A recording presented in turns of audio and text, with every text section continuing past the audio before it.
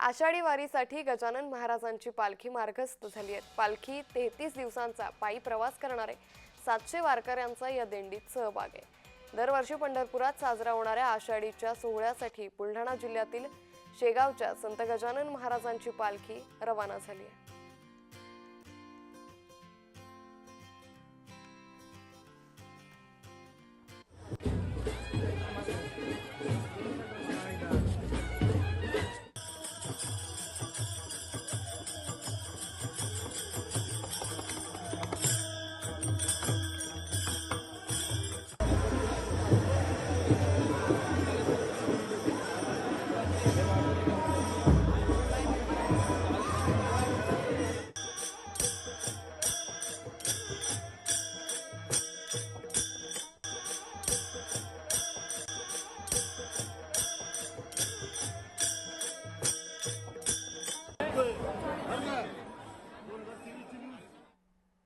बुलढाणा जिल्ह्यातील विदर्भाची मिनी पंढरी म्हणून ओळख असलेल्या संत गजानन महाराजांची पालखी दरवर्षीप्रमाणे याही वर्षी आषाढीच्या सोहळ्याला भेट देण्याकरता मार्गस्थ झाली आहे। सकाळी 7:15 वाजता ही पालखी जी आहे मंदिरातून बाहेर पडली आणि सहभागी होण्याकरता आपल्याला या ठिकाणी उपस्थित असल्याचं पाहायला मिळतंय। गजानन महाराजांच्या श्रीमुखाचे दर्शन घेताना ही उसळलेली गर्दी बरंच काही सांगून जाते।